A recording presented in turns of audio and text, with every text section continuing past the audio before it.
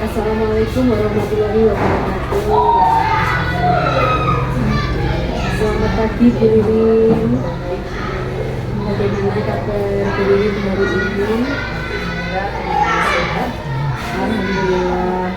Mohon izin Ibu, pada kesempatan hari ini saya ingin berbincang-bincang sebentar, istilahnya mewawancarai Ibu terkait dengan permasalahan-permasalahan yang ada di sekolah kita BTSD Negeri Bogor Desa 1. Terima kasih.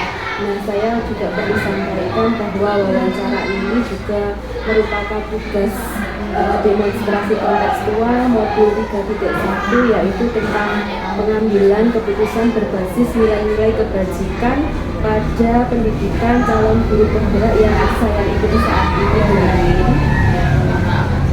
Khususnya Bu Ririn yang sudah menjadi kepala sekolah dalam kurun waktu yang lama di Bu Ririn ya, tentunya memiliki pengalaman-pengalaman yang real, pengalaman yang nyata dan yang sangat luar biasa tentunya. Dan tentunya di sekolah kita ini juga banyak permasalahan-permasalahan gitu ya. Nah, iya betul sekali Bu. Nah, selama ini bagaimana Bu Ririn dapat mengidentifikasi kasus-kasus yang merupakan dilema etika ataupun rujukan moral? Jadi ya, dalam kasus dilema etika itu benar melawan benar, di mana merupakan situasi yang terjadi ketika harus memilih dan memutuskan antara dua pilihan yang keduanya merupakan benar dan benar secara moral tetapi bertentangan.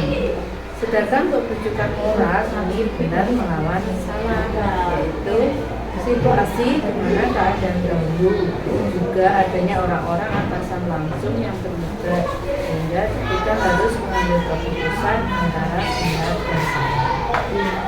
Betul sekali ya apa yang disampaikan oleh Bu Ririn, bahwa dilema etika itu adalah benar melawan benar, sedangkan rujukan moral itu adalah benar melawan salah. Kemudian selama ini bagaimana Bu Ririn menjalankan pengambilan keputusan di sekolah Ibu, terutama untuk kasus-kasus di mana ada dua kepentingan yang sama-sama benar atau sama-sama mengandung nilai kebajikan.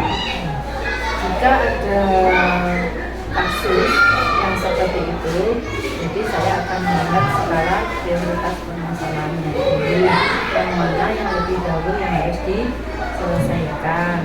Dan sebelum mengambil keputusan di sini, terlebih dahulu harus dilakukan untuk mengumpulkan fakta yang terjadi, terus siapa-siapa saja yang terlibat, dan menganalisis benar dan salahnya, membuat alternatif solusi penyelesaiannya, terus mengambil keputusan dan merefleksi keputusan itu sendiri. Ya seperti itu gitu ya. Jadi jenengan pertama yaitu melihat skala prioritasnya dulu dari permasalahan yang terlebih dahulu yang harus diselesaikan itu yang mana. Kemudian sebelum mengambil keputusan, jenengan juga harus mengumpulkan fakta-fakta yang terjadi, siapa yang terlibat, kemudian menganalisis benar salahnya, dan yang terakhir membuat alternatif solusi keputusan dan direfleksikan seperti itu gitu ya. Untuk selanjutnya langkah-langkah atau prosedur seperti apa yang biasa jenengan lakukan selama ini Bu?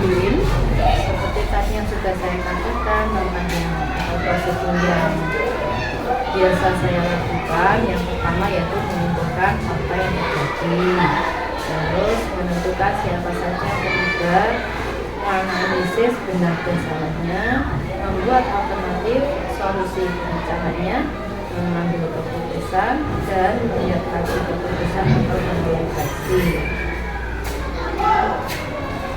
Ya Bu Ririn, jadi tadi hampir sama dengan pertanyaan saya yang nomor 2 di Bu Ririn ya. Apakah dalam mengambil langkah-langkah atau prosedur tersebut sebenarnya juga bermusyawarah dengan tenaga pendidik dan tenaga kependidikan lainnya, Bu Ririn? Ya, pastinya seperti itu. Setiap pengambilan keputusan memang kita lembaga, ada sekolah, ada guru, sekolah harus dimusyawarahkan. Iya, Bu Ririn. Nah, untuk selanjutnya, hal-hal apa saja yang selama ini Bu Ririn anggap efektif dalam pengambilan keputusan pada kasus-kasus dilema etika? Pengambilan keputusan dilakukan setelah diidentifikasi, dikaji, dan dianalisa agar keputusan yang diambil nanti bisa dipertanggungjawabkan. Jadi dalam mengambil keputusan yaitu harus dengan mengenal siapa-siapa yang terlibat, terus sifatnya masalah tadi urgent atau mendesak atau tidak, dan pengambilan alternatif solusi pemecahannya.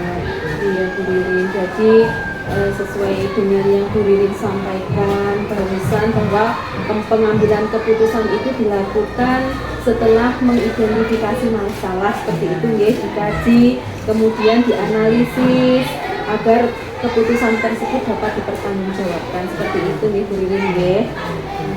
Untuk selanjutnya, hal-hal apa saja yang selama ini merupakan tantangan dalam pengambilan keputusan pada kasus-kasus dilema etika? Yang merupakan tantangan dalam pengambilan keputusan kasus dilema etika yaitu masalah tersebut mempunyai nilai yang sama-sama penting, tetapi harus ada yang harus diprioritaskan atau didahulukan untuk dicarikan solusi permasalahannya. Juga adanya orang-orang atasan masalah, adanya peraturan-peraturan yang harus dijalankan, dan tak kalah penting yaitu nilai rasa yang diutamakan. Iya, Bu Ririn. Jadi betul sekali yang Bu Ririn sampaikan bahwa dilema etika itu adalah masalah tersebut mempunyai nilai yang sama-sama penting, tetapi harus ada yang didahulukan.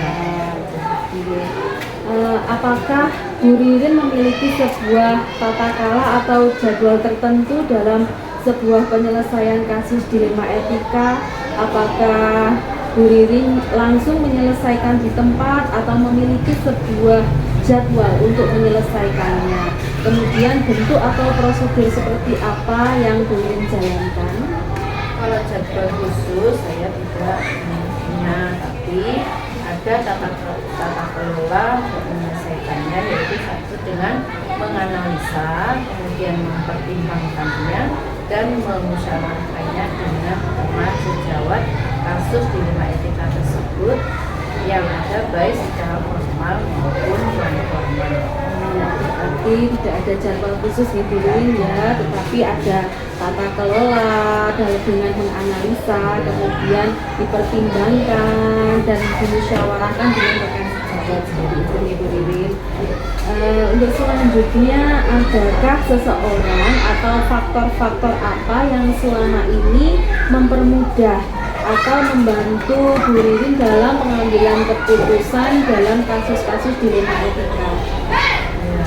Faktor atau seseorang yang mempermudah pengambilan keputusan pada kasus dilema etika yaitu ada orang-orang yang terlibat di dalamnya, yaitu orang yang profesional dalam menghargai dan menerima keputusan atasan. Jadi orang yang profesional yang menghargai dan menerima keputusan seperti itu Bu Ririn.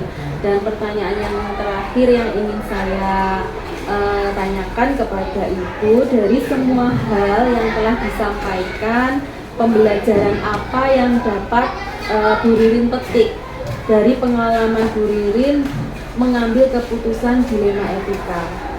Jadi selama ini ada pembelajaran yang saya ambil dari pengalaman keputusan pada kasus dilema etika, yaitu sebelum mengambil keputusan harus banyak-banyak menganalisa kasus yang ada, harus banyak pertimbangan.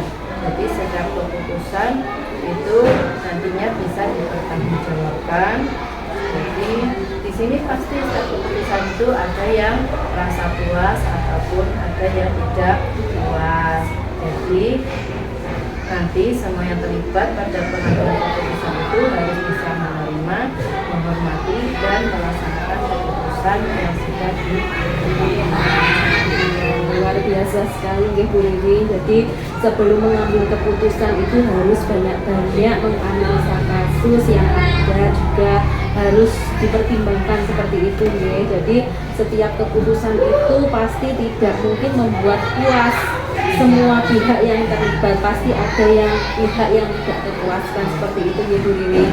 Jadi semua yang terlibat pada pengambilan keputusan harus siap menerima, begitu nggih Bu Ririn, dan menghormati serta melaksanakan keputusan dengan penuh tanggung jawab seperti itu nggih Bu Ririn nggih. Baik Bu Ririn, mungkin itu saja yang dapat saya sampaikan, saya tanyakan kepada Ibu. Terima kasih banyak sudah Ibu sudah memberikan waktu kepada saya, meluangkan waktu untuk berbincang-bincang atau mewawancarai Ibu. Sama-sama Gus. Oke, itu hanya sebatas pengetahuan yang saya alami. Semoga bisa bermanfaat. Iya, sangat bermanfaat dan luar biasa sekali Bu Ririn nggih. Terima kasih banyak Bu Ririn atas waktunya. Saya akhiri. Wassalamualaikum warahmatullahi wabarakatuh.